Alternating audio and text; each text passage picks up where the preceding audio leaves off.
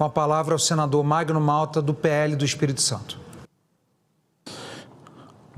Senador Jorge, que preside neste momento essa sessão, quero cumprimentar o Brasil, que nos vê pela TV Senado e que nos vê pelas redes sociais. E a informação que tive é que a rede social, realmente, as pessoas estão assistindo, estão ligadas. As pessoas têm interesse em temas dessa natureza e é importante que as pessoas tenham interesse de tudo que se passe por aqui. O que se discute aqui, o que se fala aqui, o que se busca aqui, porque se houvesse esse interesse, quem sabe nós já teríamos melhorado muito, ao invés de derretermos, como nós estamos vendo acontecer com o país. Mas eu quero cumprimentar Magda Santos Malta. É minha filha primogênita. O primeiro presente que Deus me deu. E desde sempre, nós lutamos juntos com ela. A minha filha tem um problema de endometriose. Embora pratique atividades esportivas, tem sido uma carga, um sofrimento, desde a sua adolescência. Eu ouvi algumas falas, eu estava no meu gabinete,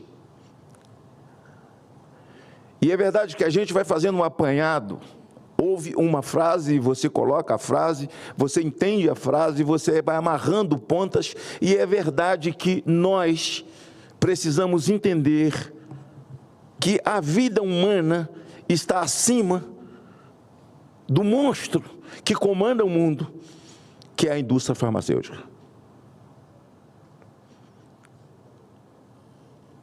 Esse é o monstro que comanda o mundo.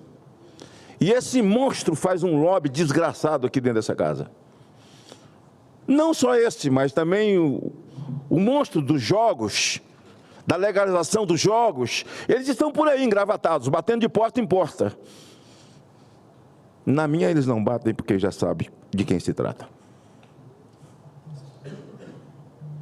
Mas é preciso que nós entendamos, e as razões pelas quais eu estou aqui nesse momento, e falando desse assunto, porque minha filha me pediu, dizendo: pai, você tem que estar lá, você tem que debater, porque eu cresci ouvindo você dizer que a água limpa sai do Congresso Nacional, do Parlamento, a água suja sai daqui também, o bem e o mal sai daqui.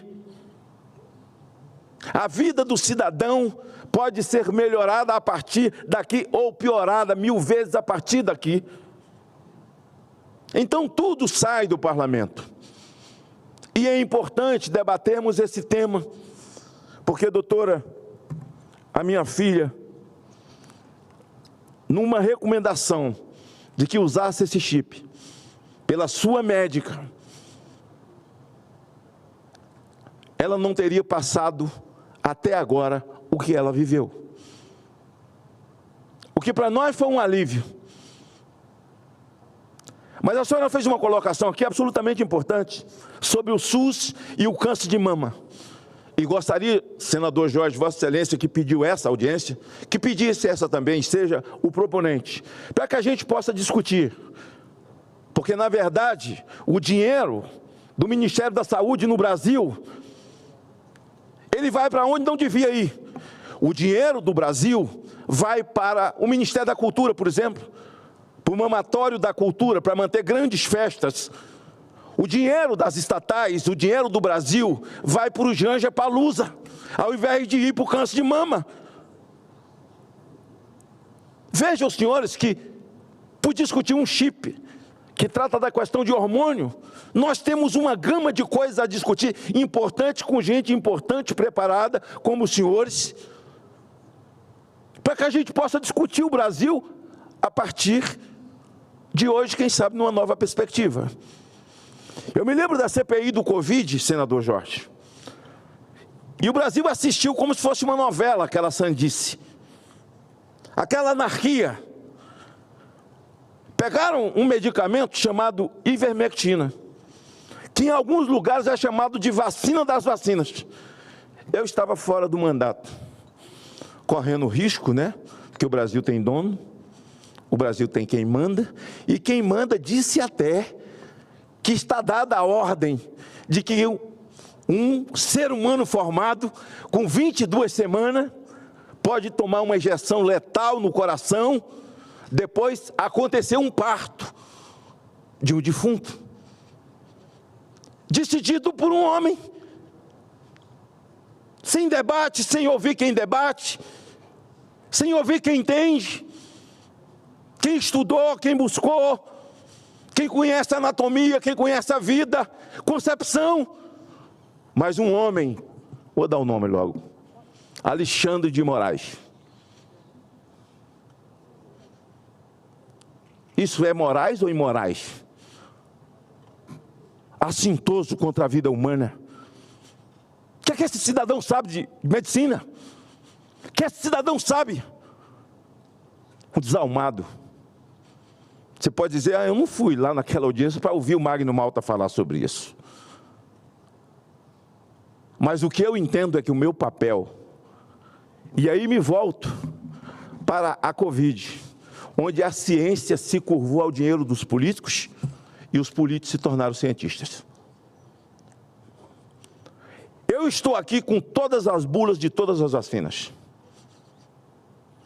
E já as trouxe quase 10 vezes para a tribuna, para querer ouvir os cientistas da CPI do Covid, mas ninguém faz a parte a minha.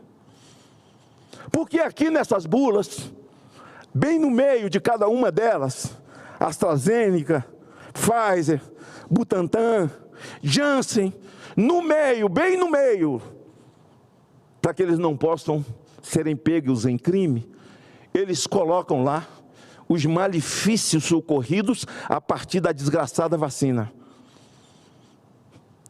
Você pode pegar Covid novamente, além do Covid, você vai ficar vulnerável e você terá comorbidades como taquicardia, morte súbita, pode ter um AVC, embolia pulmonar, está tudo aqui dentro.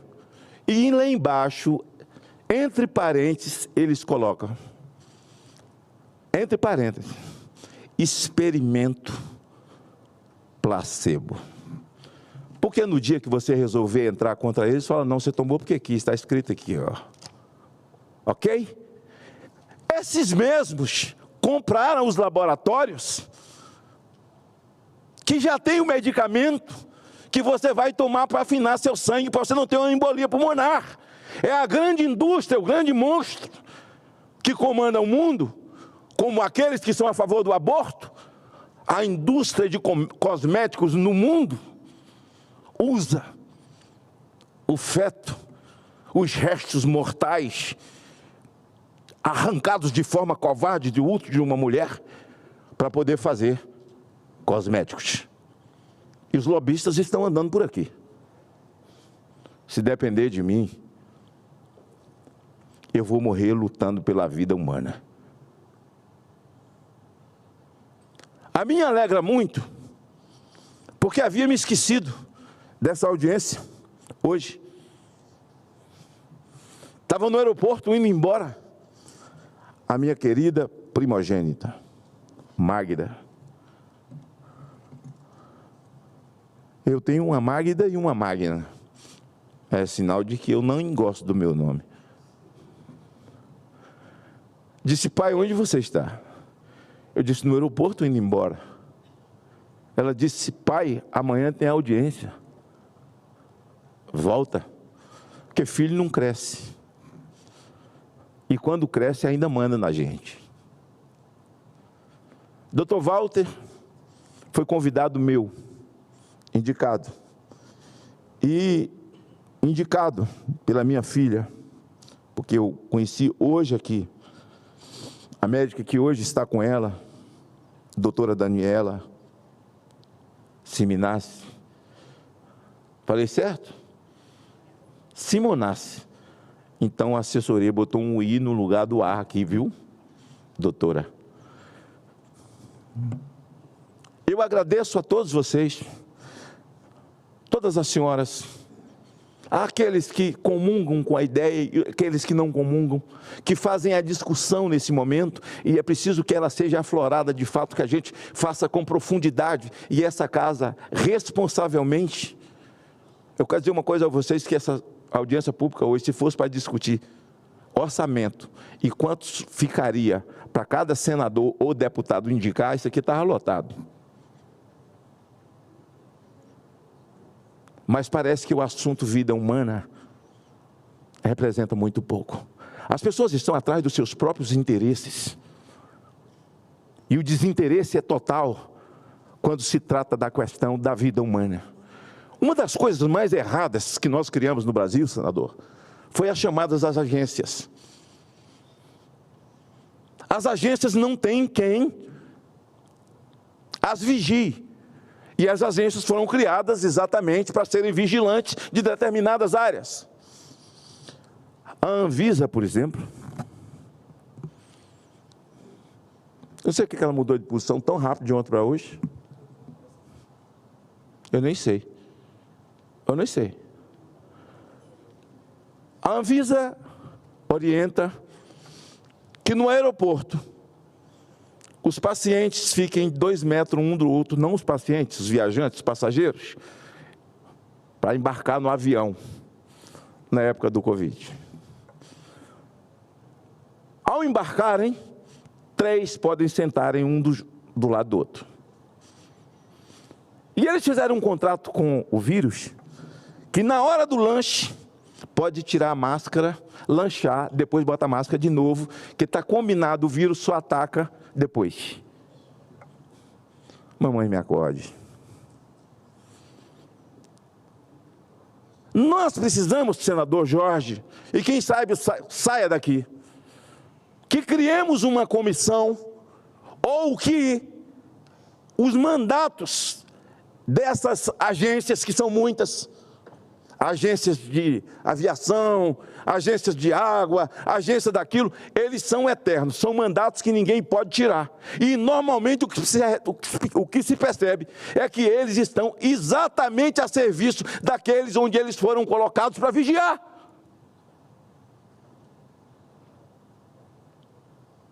E nós viramos bonecos na época da Covid nas mãos da Anvisa.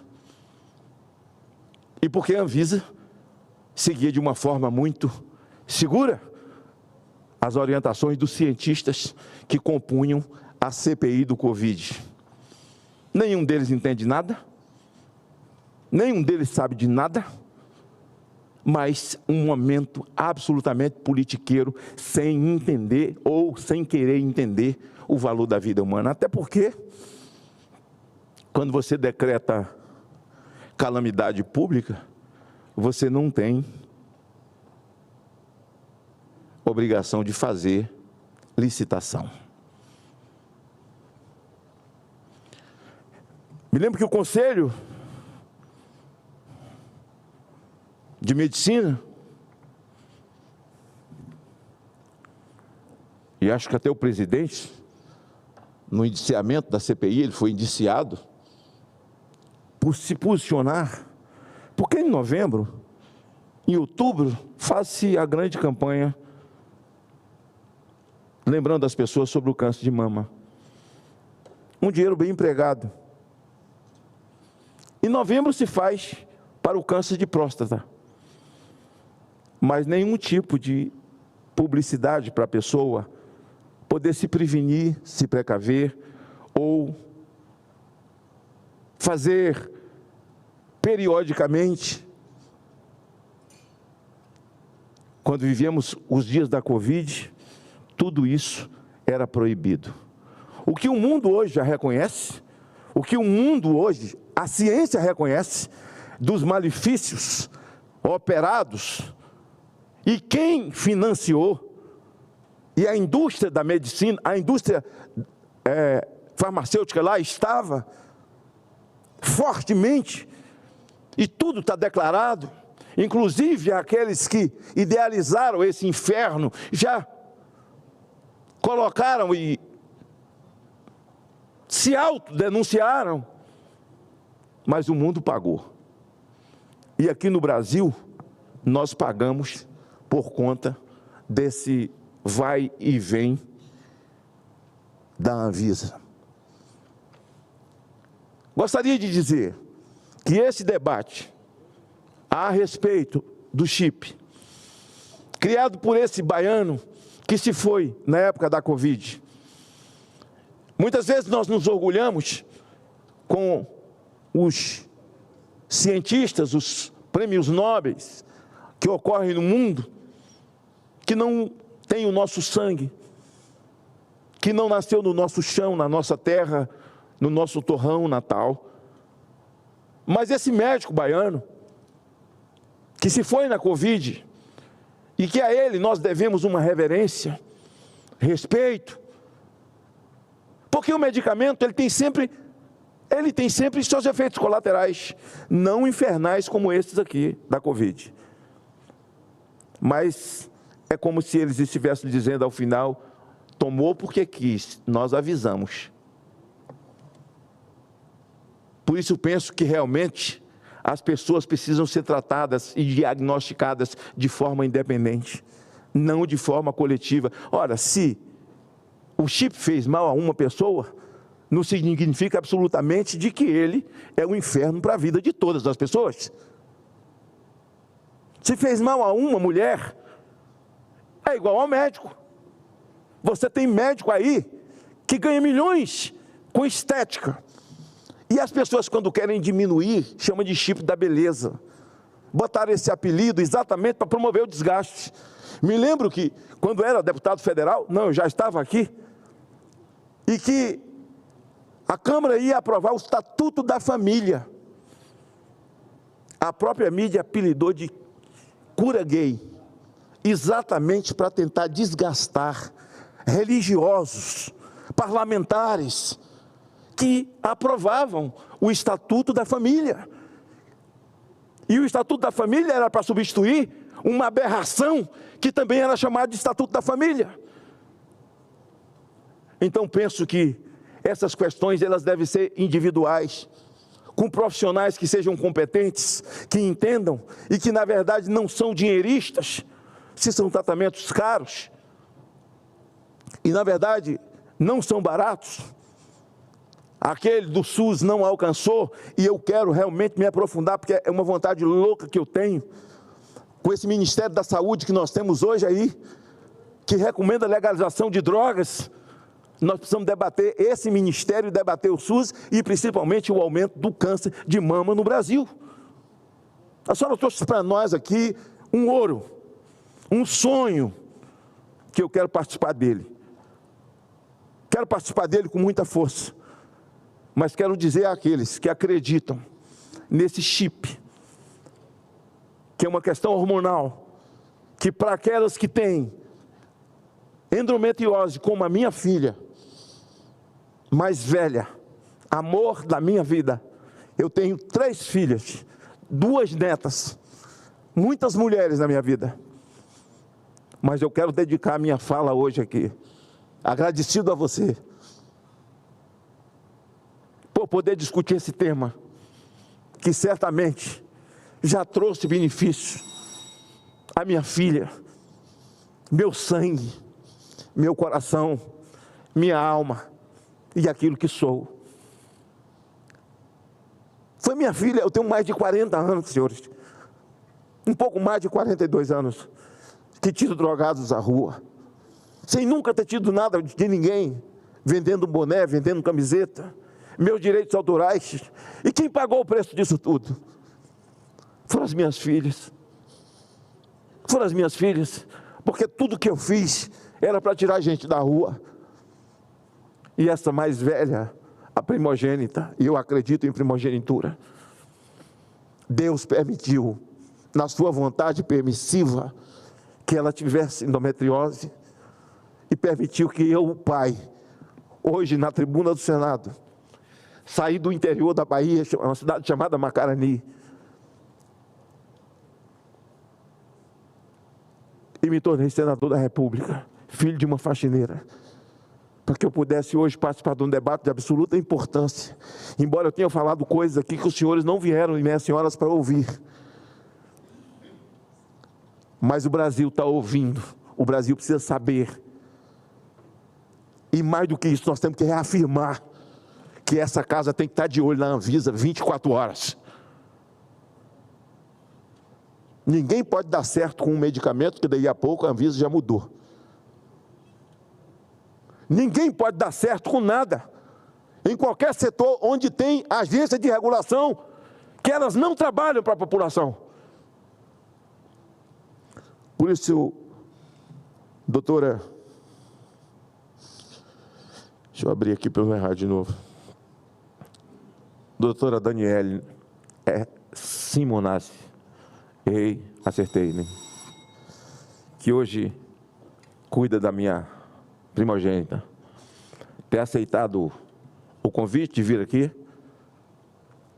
Agradeço, doutor Walter, que também é um dos meus convidados, e olho para o rosto de todas as convidadas, e parece que vocês estão, todo mundo usando o chip da beleza, porque todas são bonitas. Acho que até nós, acho que até eu melhorei, nunca não usei não, mas só de falar do assunto. Obrigado, porque medicina é sacerdócio. É um sacerdócio, e vocês aceitaram o sacerdócio. Antigamente, quando se dizia que uma criança ia ser médica, já se imaginava que ele ia ficar rico. Hoje tem médico que para arrumar 20 mil reais por mês tem que dar 10 plantões.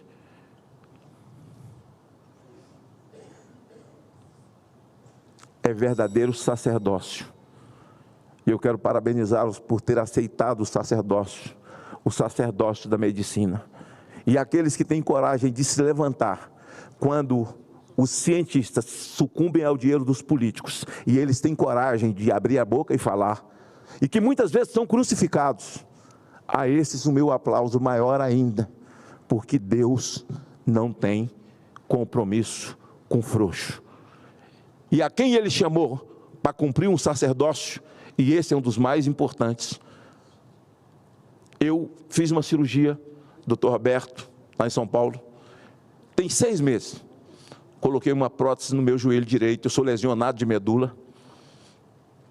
Há 22 anos, um tumor dentro da minha medula, me paralisou completamente. Fiz uma cirurgia, fiquei paralisado, não tinha como andar. E recebi de Deus a promessa de um milagre. E fiquei em pé.